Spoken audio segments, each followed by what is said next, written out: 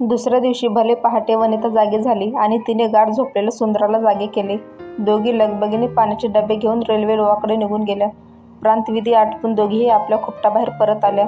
खोपटाबाहेर कापड बांधून केलेल्या मोरीत वनिता आणि सुंदरीने आंघोळ आटपून घेतली. वनिताने पिशवीतून एक नवी कोरी साडी बाहेर काढली व सुंदराच्या हातात दिली. सुंदरा, आता हीच साडी नेस आणि आवरून घे. गेल्या वर्षी निवडणुकीत मिळालेली साडी सुंदराच्या हातात देत वनिता म्हणाली. आणि आई तुला ग? सुंदराने 4 ठिकाणी फाटलेली वनिताची साडी पाहत विचारले. मी आणते कामावरून कोणाची तरी जुनी पाणी साडी, तू आवर बरं झटक्यात. 8 वाजेपर्यंत सुंदराने आवरून घेतलं. सुंदरे, मी जाऊन जेवणाचं बघती, तवर तुझ्या बापाला उठव, असं म्हणून पिशवी घेऊन वनिता घराबाहेर पडली. तिथून निघून ती थेट जिथं धुणी भांडी करायची त्या घरी गेली.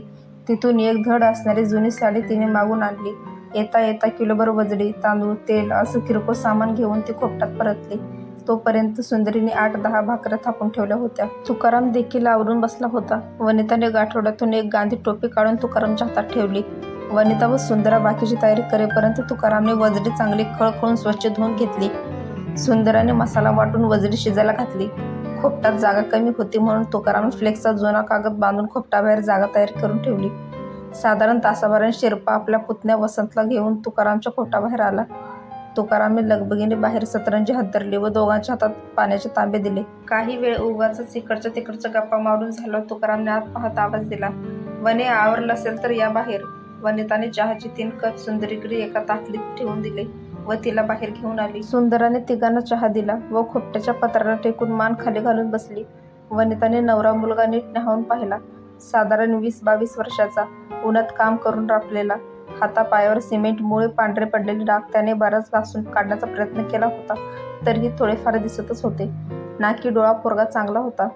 बरे असणारे पण काहीसे ढगळ कपडे त्याने घातले होते. वसंता, एकदा पोरगी बघून घे बाबा, शिरपा म्हणाला. वसंतने लाजत मान वर करून सुंदराकडे पाहिले.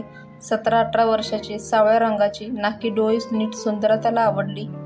सुंदरा, तुला पोरगा पसंत आहे का? म्हणजे तसं आम्हाला ठरवून मोकळं व्हायला, हसून शिरपा म्हणाला. लाजून होकारार्थी मान हलवून सुंदरा आत पळाली.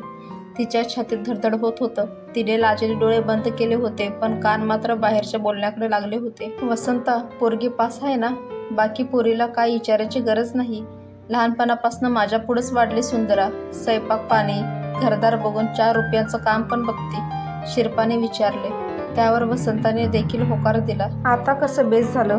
तू का चल काढ बाईस तंबाखू, आता डायरेक्ट लगीन ठरवून जेवायलाच बसू.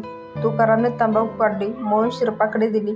शिरपाने थोडीशी तंबाखू घेतली व शिल्लक राहिलेले तुकारामने आपल्या दाढीखाली सारले. पुढच्या महिन्यात लग्न करायचे ठरले. तुकारामने पोराच्या कपड्यासाठी 1000 रुपये, एखादं घड्याळ आणि पोरीला काय 4 भांडी देता येईल एवढ्यावर लग्नाचा तुकडा मोडला. वनिताने तिघांनाही पोटभर जेवण आग्रह करून वाढले. आज ती प्रचंड आनंदात होती.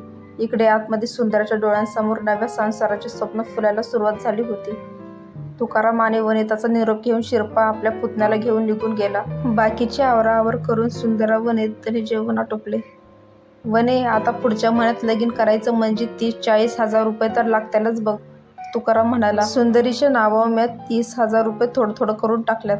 मालकिनीला सांगून ठेवलंय, ती 10-12 हजार उचलून देते म्हणली. तुम्ही बी भंगारवाला अण्णा काय देते का ती बघा. बाकीचं काही कमी जास्त पडत्याल त्याचं काहीतरी करू जोनी.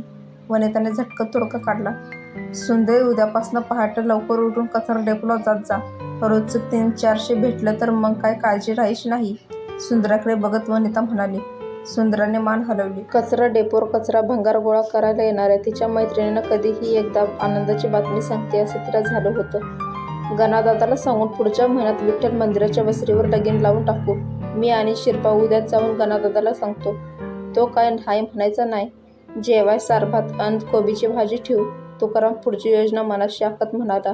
अशा प्रकारे सुंदरच्या लग्नाची धांदल सुरू झाली. दुसऱ्या दिवसापासून सुंदरा आणि तुकाराम पहाटेच भांगर गोळा करायला जाऊ लागले. घरी जेवण खाण करून वनिता लोकांच्या घरची धुणी भांडी करायला जाऊ लागली. तिनेही हातपाय दुखत असताना अजून 2 घरची कामे पकडली. सुंदराच्या मैत्रिणींना ही बातमी ऐकून अतिशय आनंद झाला. सुंदरा आता धारगाव सारख्या मोठ्या ठिकाणी जाणार याचा त्यांना देखील आनंद खूप झाला. सुंदरा, धारगाव म्हण खोपटापुढं नळाला पाणी येतं, तिकडं सरकारने बांधलेली संडासं पण आहेत म्हणतात. असे एक ना अनेक प्रश्न त्या सुंदराला विचारू लागले. पण सुंदराला यातील काहीच माहीत नव्हतं. पण मैत्रिणींच्या प्रश्नांमुळे ती मनोमन सुखावत होती. राम राम गणादादा, आहेत का घरात? गणादादाच्या घराबाहेर उभा राहून तुकारामने आवाज दिला.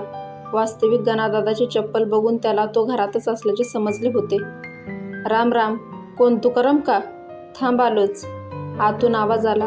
तुकाराम गणादादाच्या घराबाहेर टाकलेल्या बाकड्यावर बसला. तेवढ्यात शिरपा देखील तेथे पोहोचला.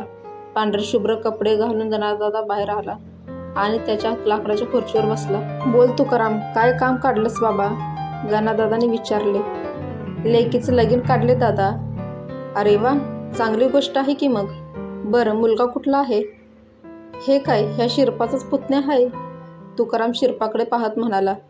अरे वा रे पठ्ठ्या, म्हणजे तुम्हारी दोस्ती अब रिश्तेदारी में बदल गई म्हणायचं. खळखळून हसत गणादादा म्हणाला. बरं, ते असू दे, माझ्याकडे काय काम काढलंस ते बोल. दादा, आपल्या विठ्ठलाच्या वस्तीवर लगीन लावायचं असा विचार होता. मांडवाचं काम काय आपल्याकडून होणार नाही, तुकाराम चाचरत म्हणाला. दिले. तुकाराम, तुला लगीन लावाय जागा दिली. वर 2 पाण्याचे टँकर माझ्याकडून. फक्त लगीन झाल्यावर ओसरी व्यवस्थित झाडून पुसून घे म्हणजे झालं.